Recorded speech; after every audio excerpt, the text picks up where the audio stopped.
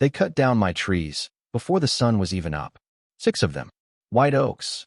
Older than any living soul in this county. Older than the road out front. Older than the stories folks still argue about at the diner on Main Street. And by 7 a.m., they were gone like they'd never stood there at all.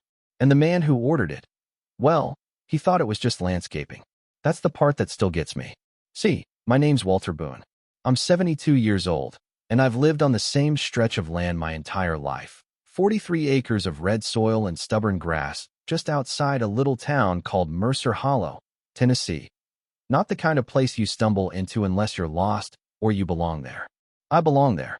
My great-granddaddy settled that land back in 1872, built the first house with timber he cut himself, and 3 years later, he planted those 6 oak trees along the eastern edge of the property, said they were meant to stand guard, keep watch over the land, mark where our story ended and the rest of the world began.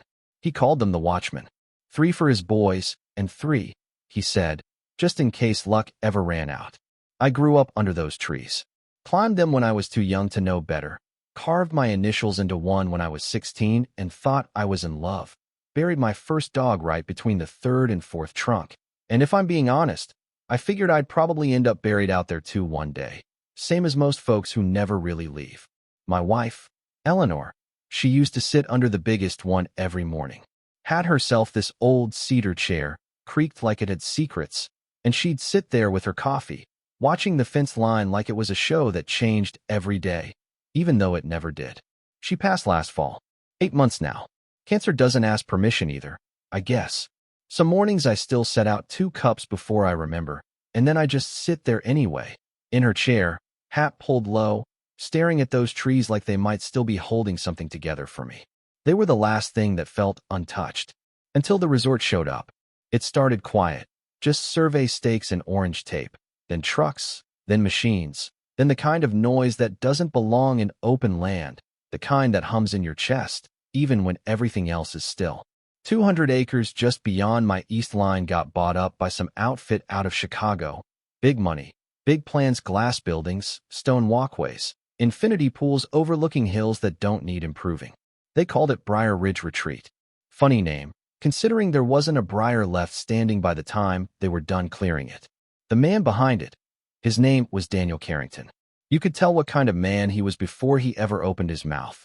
Pressed shirts, polished boots that had never seen mud, smile that didn't quite reach his eyes, the kind of smile that says he's already decided what you're worth before you even speak. I saw him once, maybe twice, standing near the property line while crews were working. I tipped my hat. He didn't tip his, didn't even nod, just turned and walked off like I was part of the scenery. That told me everything I needed to know. Still, I kept to myself. That's how we do things out here. You mind your land, I'll mind mine, and we don't go looking for trouble unless it comes knocking. Turns out, it was already on its way. It was a Monday afternoon when his foreman came by. Big guy, late 30s maybe, wore a hard hat like it was glued to his head, smelled like diesel and impatience, knocked on my door like he was doing me a favor. I opened it, and before I could say a word, he says, "You Boone?" I said, "Depends who's asking." He didn't laugh. Didn't seem like the type. Said his name was Rick Dalton, worked for Carrington Development, and then he got straight to it. "Those trees along your east fence," he said. "They're blocking the sight line from our upper deck." I just looked at him for a second, let the words hang there like they didn't belong. "Those trees," I said slowly, "have been there longer than your company's been alive." He shrugged. "Doesn't change the fact they're in the way." There it was. Plain as day. Not history, not meaning, just in the way. He reached into his pocket, pulled out an envelope, thick enough to feel important, and held it out like he was offering me something generous. 2,000 cash, he said. "We can have them cleared by the end of the week. Clean job, no mess, no paperwork."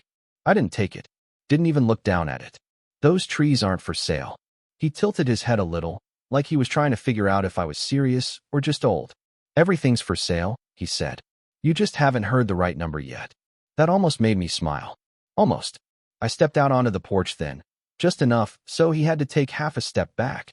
Not aggressive, just enough. "Let me make this simple for you," I said. "Those trees were planted by my family. They mark my land. They stay where they are."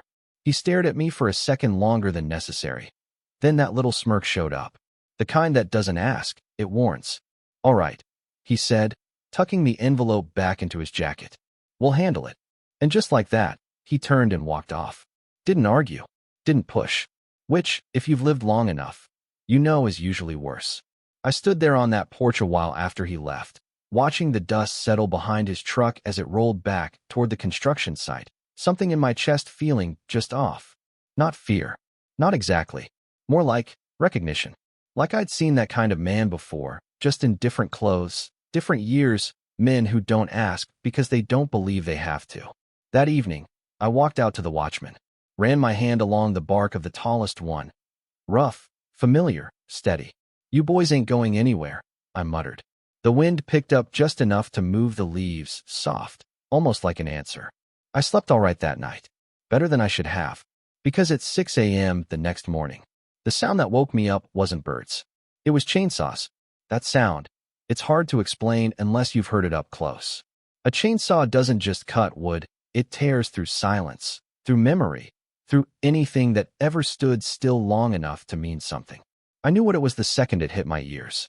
Didn't even put on proper boots. Just pulled on my jacket, grabbed my hat, and headed straight out the door, heart already pounding like it was trying to catch up to something it knew was too late. By the time I reached the east fence, it was already over. All 6 of them. Gone. Not standing, not wounded, gone.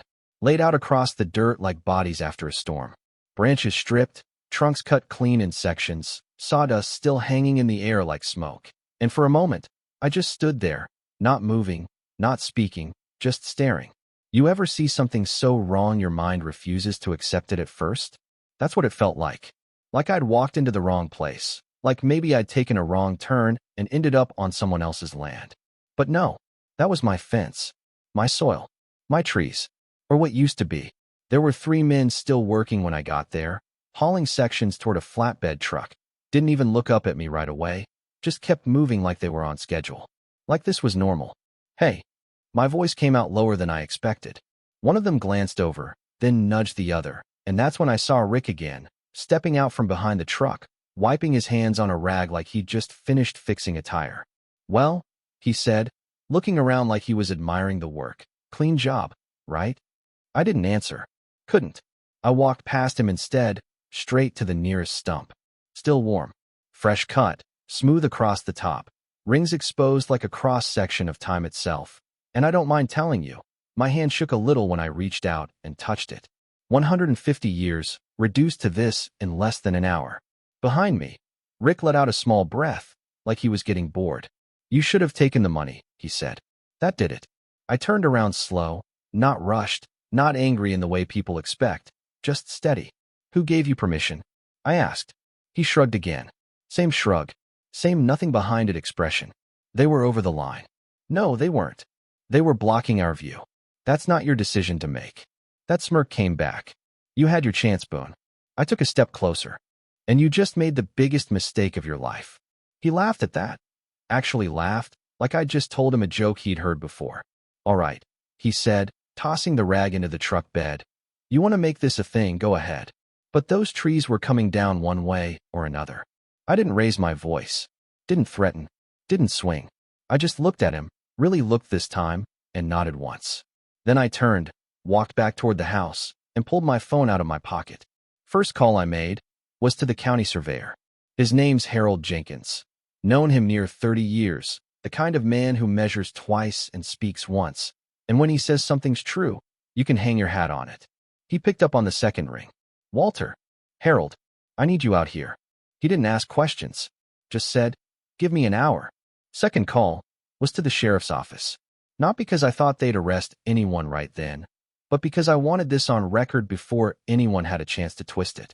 By the time I finished both calls, the trucks were already starting to pull out, logs strapped down, engines revving, like they were clearing a job site instead of erasing history.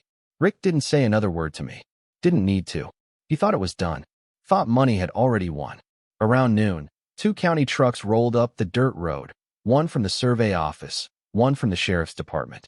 Deputy Miller stepped out first. Younger guy, decent, tries to do things by the book. "Walter," he said, looking past me toward the field, "we got a report." "You do now?" I said. Harold arrived right behind him, carrying that same old GPS unit he's had forever, clipboard tucked under his arm, expression already tightening the second he saw the stumps. He didn't say anything at first, just walked straight past us into the field. I followed. Deputy Miller stayed a few steps behind.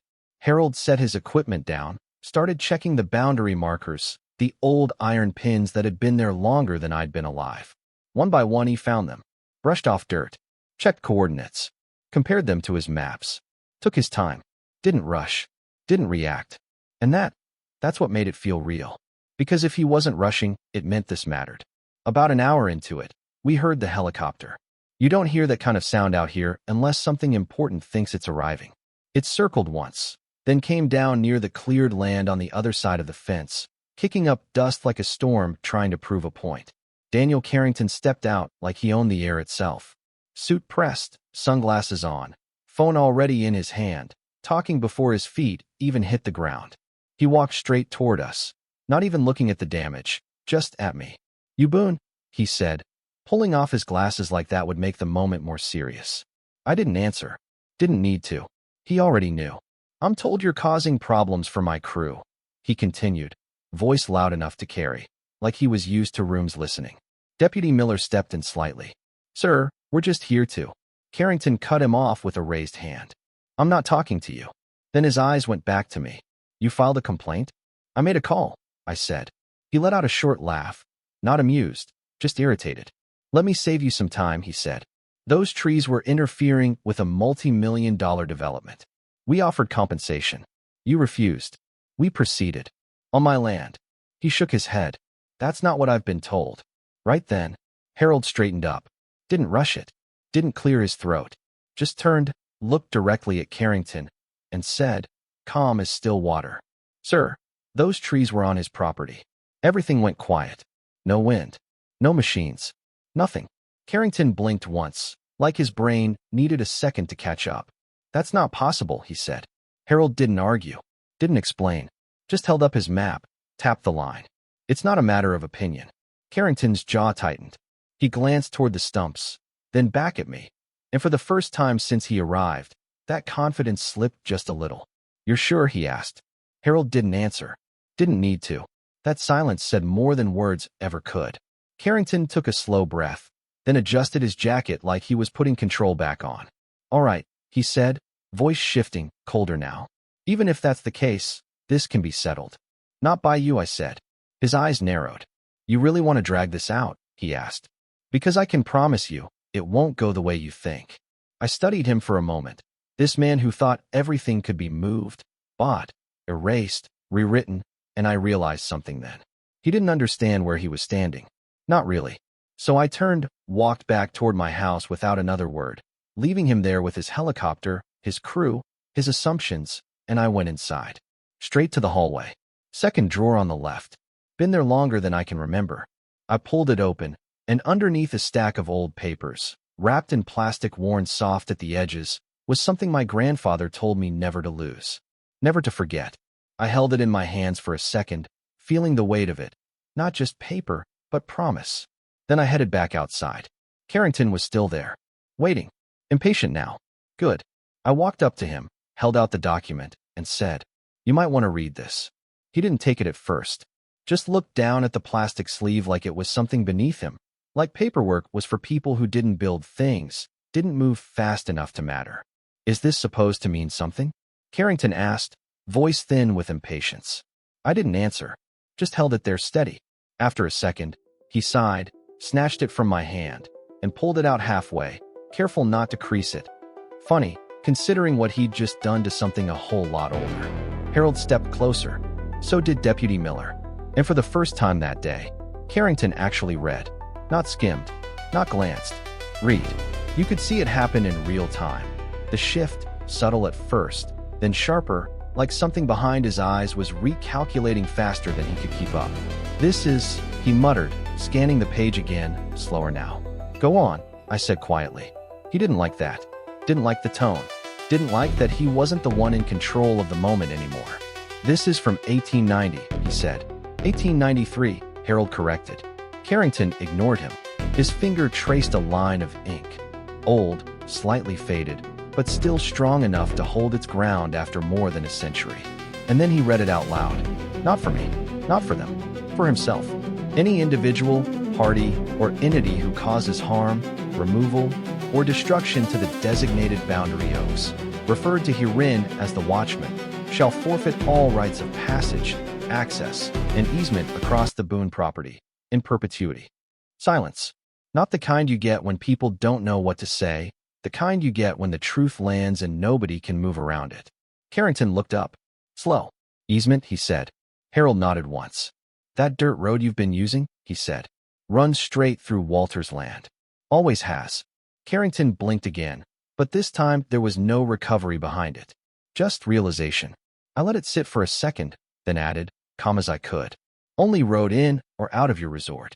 Deputy Miller shifted his weight behind us, like even he understood what that meant now. Carrington looked past me, toward the road, then back at the cleared field, then down at the paper again like maybe it would say something different if he stared hard enough. That's not enforceable, he said finally. But his voice didn't believe it. Harold spoke before I could. It is, he said. Recorded, witnessed, upheld. Still active. Carrington's jaw tightened. You're telling me? A document from the 1800s. I'm telling you, Harold cut in, still calm. You should have checked before you cut. That hit. Harder than anything I could have said. Carrington looked at me then. Really looked this time, and there it was. Not respect. Not even anger. Something closer to disbelief. Like the world had just broken one of his rules. You're serious, he said. I always am, I replied. For a long moment, nobody moved. The wind picked up again, light, steady, carrying the smell of fresh-cut oak across the field like a reminder that none of this was hypothetical. It had already happened. Then Carrington exhaled slowly, straightened his jacket again, but it didn't have the same effect this time. Didn't put him back together the way he wanted. This isn't over, he said. I nodded. No, I said. It's not. He handed the document back, not gently, not rough, just careful. Then he turned, walked back toward his helicopter without another word. Didn't look at the stumps. Didn't look at the road. Didn't look at me. The blades kicked up again a minute later, louder than before, or maybe it just felt that way, and then he was gone. Just like that. But the difference was, this time, he left something behind. A problem he couldn't buy his way out of. That afternoon, I walked down to the gate. Old iron thing, rusted in spots, heavy enough that it complains when you move it, like it knows it's not supposed to be touched often. I stood there for a second, looking down the road that cut through my land. The same road his trucks had been using for months like it was theirs. Then I reached out, and I closed it. Chain first, then the lock. Click. That sound. I'll remember that sound. Not loud, not dramatic, just final. By evening, the call started. Lawyers, assistants, people who suddenly knew my name. Offers came in quick, faster than I expected. 10,000, 50, 100, then more. All polite, all urgent, all missing the point. I didn't answer most of them. Didn't need to, because by the next morning, the reality had already set in on their side. No road meant no deliveries. No deliveries meant no materials. No materials meant no progress. And no progress meant no opening. That $8.5 million dream. It turned into a very expensive piece of land with no way in or out. The county backed it up within the week. Filed it clean. No access rights. No obligation on my end. And when it came to the trees, they ruled in my favor there too. Heritage value. Emotional distress. Damages. $500,000. Funny thing is, I would have given every cent of that back if it meant those trees were still standing. But that's not how it works. You don't get to undo something like that. Not with money. Not with apologies. Not with anything. A couple months later, I heard his investors pulled out. Project stalled. Equipment sitting idle behind a locked road, like a monument to bad decisions. 18 months now, maybe longer by the time you're hearing this. No grand opening. No guests. No view to protect anymore. Just silence. Same kind of silence I stood in that morning. Only now, it's on both sides of the fence. I still go out there most mornings. Sit in Eleanor's chair, same spot under what used to be the tallest of the watchmen. The stumps are still there. Didn't grind them down. Didn't cover them up. Didn't plant anything new. Some things you leave as they are. Not for healing. For remembering. The gate's still locked too. Hasn't moved since that day. And sometimes, I catch myself looking down that road, half expecting to see one of those trucks again, or that helicopter coming in low like it owns the sky. But it never does. Because some lines, once crossed, don't lead anywhere anymore. Now here's the part folks don't always agree on. Some say I should have taken the money. That $2,000, or even the offers after, could have saved a lot of trouble. That holding on to trees, no matter how old, ain't worth shutting down something that big. Jobs, tourism, growth. Others say I did exactly what needed doing. That land means something. That history isn't just decoration. And that if you let people walk over one line, they won't stop at the next. Truth is, I don't know if there's a clean answer. All I know is, those trees stood for over a century. And in less than an hour, someone decided they didn't matter. I just made sure that decision did. So I'll leave it to you. What would you have done? Would you have taken the deal? Or locked the gate? Let me know down in the comments. Because out here, we live with our choices. And sometimes, they outlive us.